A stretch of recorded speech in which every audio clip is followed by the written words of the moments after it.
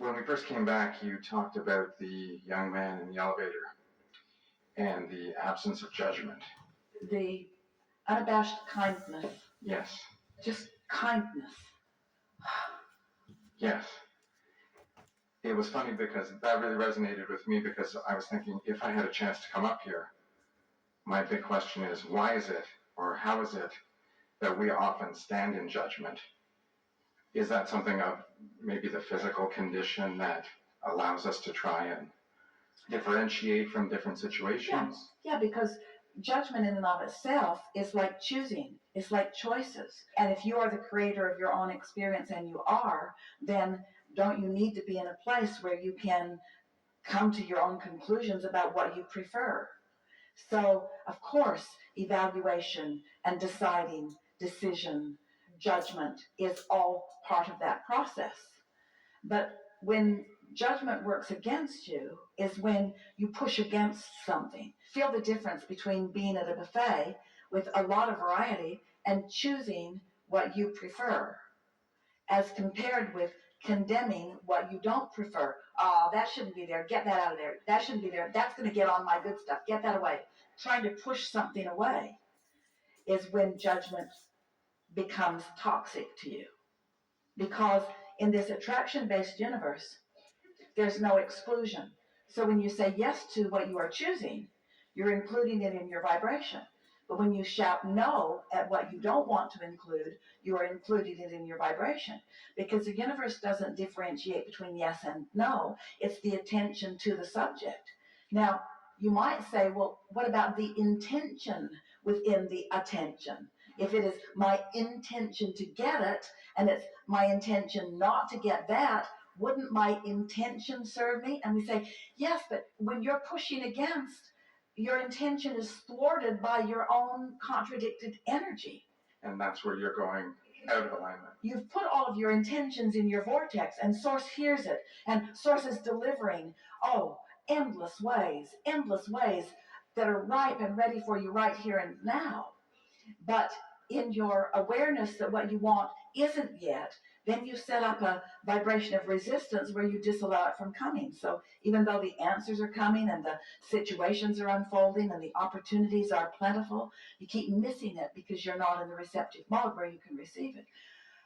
One of the things that we think is really worth pointing out is that because this is a vibrational universe and because you are interpreters of vibration, then it is accurate to say this is a perceptual universe. It's as you perceive it to be. And you perceive it to be because of the lens, so to speak, that you have active. So how thoughts are turned to things, most people are under the flawed premise that everybody sees things like they see them. But the longer you live, the more you realize that that isn't true. And so often you find yourself trying to explain or even defend your position to others who are seeing it differently from you. And that is perhaps the most detrimental habit that you have, of trying to talk somebody else into seeing it the way you see it, because that sort of judgment, it's trying to push away their wrong opinion in order to make way for your right opinion. Only your right opinion gets lost in the mix, and your attention to what you think is wrong becomes dominant in your vibration. Right. So everything that feels good to you, to any of you, what feels good for this reason. You're in alignment with it. Anything that doesn't feel good feels not good for this reason. You're out of alignment with something wanted. Every single time, no exceptions. So we can use that as a tool, the judgment, and like you said, choosing that which is pleasing to us as opposed to condemning that which isn't. But you see, the reason that you would condemn someone else is because you're not understanding, and a lot of people feel this way. If you're still living a conditional life where you really believe that your happiness is dependent upon these conditions changing, and since those people don't want to change the conditions, they don't even agree with you that that's a condition that should be changed, or they would like to change it to something that you don't want, then their opinion feels like a threat to your happiness because your happiness is tied to your being able to change the condition. Oh, did you get that? So in a conditional world, if you believe that the conditions have to change for you to feel good, then you got to round them up and you've got to indoctrinate them and you've got to wrestle them to the ground and you got to make them agree with you before you can feel good. And that's not happening because the entire universe is not working with you in that regard. So in that case, it would be the same as building up the resistance and putting yourself completely out of alignment, even though the focus of desire is it's proximate enough, but you're coming at it from the wrong angle. And even though you're well-meaning, and even though what you want is for good reasons, this is the premise that you were born knowing, and this is the premise that as you find your way back to it, as you return to this knowledge of who you are, then everything will start feeling really wonderful to you, and this closing this gap between your new desire and where you stand will become just a really delicious experience. But this is the thing that you really want to remember. You came with diverse interests because your diversity is your greatest strength. Because out of difference is born new idea, and the new idea is what the eternalness is all about. If you could remember that no one else has to agree with you, that it isn't agreement with the others that is required for your happiness, it is agreement with yourself. We want to make that so strong. It is never agreement with someone else that was meant to be your plan. It was always meant to be your agreement with yourself. So you said, I'll go into diversity. Yay, diversity. And from it, I will choose what I prefer. Yay, my preferences. And I will launch rockets of desire, and Source will acknowledge my desire and hold steady the vibration of it for me. So that it's a sure thing that what life has caused me to desire, I can achieve. And no one else is necessary to the equation, but they were of enormous benefit because they helped you launch the rocket. So you want to say to them, thanks for your diversity that helped me to uniquely and precisely choose. And thank you to Source for holding the vibration of what I have asked for and for causing the culmination of its expansion. And good for me, who's aware of the way I feel, so that I can stay in vibrational accord with what I've asked for. And then I will be the turner of those thoughts to things for the world to behold. Now here it gets a little tricky. Now the world beholds me in my abundance, or in my fame and fortune, or in my happily ever aftering of whatever it is. And now I am part of their diversity. So they might like me, they might not like me, but how they feel about me is not my business. Because I can't do anything about how they feel about me. The only control I have is between me and my own desires, you see. And once you figure that out, and once you're consistent with that, then you'll be out and you'll be evaluating and you'll see people doing things and you won't choose it, but you won't feel the need for them to change their lifestyle or their beliefs in order for you to feel good. And then you will be free. And in their differences of things that you don't choose, you will discover what you do choose. So their very existence that you oppose, maybe with every fiber of your being, is what is causing you to carve out the perfect life for you. And isn't it nice that that's the way it is all for all, you see? That's why Source can remain in that place of pure positive energy all the time. Because Source lives in step 5. Understanding that your contrast is good for you and everyone else. So there's never a reason to condemn someone else in their brokenness or in their sickness or in their contrast or even in their abusiveness or in their anything that you don't like. There's no reason to push against them because it doesn't get you to where you want to be. And in fact, it will get you to where you do not want to be because you get what you think about whether you want it or not.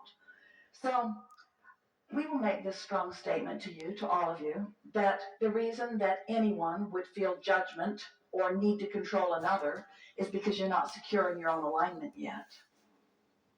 The reason anyone would worry that someone's going to suck their energy is because they're not secure in their energy. The reason anyone would worry about anything is because they've had lapses in alignment. But you can restore yourself to that with far less effort than it takes to learn a computer program. It doesn't take much because the universe will back you up in all of this. There's not a shred of evidence to the contrary of any of this anywhere. So when you decide that you want to feel good and you begin focusing in ways that do feel good, and then you begin watching the manifestation, the turning of that intention into manifestations and coordinated rendezvous and conversations and manifestations of all manner, then you get your sea legs. Then you start remembering, oh yeah, I remember who I am. I'm someone who thinks, and I'm someone who thinks deliberately, and I'm someone who can focus, and I'm someone who uses the laws of the universe to my advantage, and I use momentum to my advantage, which is saying I use law of attraction to my advantage, and I focus deliberately when it's appropriate for me, and I get diffused when it isn't, and I have control of this. And now life is so fun because the diversity doesn't scare me anymore. It doesn't sicken me anymore. It doesn't disgust me anymore. It doesn't make me feel intolerant or judgmental. It thrills me. The diversity thrills me, just like a department store that has more to choose from rather than 2 items, or a restaurant that has a broad menu rather than something specific that I might not like. In other words, in the diversity, I have more choices, and in more choices, I have more power. But in more choices, I must exercise more control of my focus. You see, I must care more about how I feel, and I must focus with more intentionality. And when I do, when you do, the payoff is enormous, because now you're moving through life and it's new in every moment, and so is the diversity new in every moment, and so there are new options for new ideas, and that's like fresh breath of air. Every time a new desire is born within you, it's new life that you have given birth to. But you know why it feels that way? Because all of us rode that rocket with you. When you discover something new from the diversity that you are living out here on the leading edge, and you're doing it all day, every day, we are thrilled with the newness of it, and we give our undivided attention to it. That's why you can't back off of it. So we give our undivided attention to it, and when you do back off of it, you feel the loss of it. And when you turn your attention to it, you feel the breath of fresh air of it. And when you believe it, you are thrilled by the momentum of it. And when you doubt it, you are hurt by the clamoring of the resistance that happened when you stuck your stick in the spoke that was moving so fast. And so then you recognize what your emotions mean, and you let your new thoughts come. You know, when you say, oh, I just got the best idea, you know what that means? You were in the receptive mode, and you translated vibration into something meaningful. And that thought, if you could revel in the importance of that manifestation, that thought is a manifestation. You made it happen. You allowed it to happen. You put it in your vortex. You doubted it when you did, but you put it in your vortex. But now, somehow, some way, you've managed to line up with it. You're in the receiving mode, as our friend was. That's why we called her up here. And then, boom, the idea comes to you. And then you just revel in that idea. You don't lament, oh, it's just an idea. It hasn't come to manifestation. Oh, it's such a good idea. It's such a good business, but it needs so much money that I don't have. You don't do that. You revel in the deliciousness of the idea. And as you are able to hold that vibrational frequency, then the next comes, and the next comes, and the next comes. So idea feels good. Idea feels good. Idea feels good. Idea feels good. Rendezvous feels good. Everything feels good as it flows and flows and flows. And others are watching you in amazement. Seems like you just barely expressed your desire for that. And boom, boom, boom, boom, boom, boom, boom, boom. There it is for you. What are you, blessed or something? Yeah.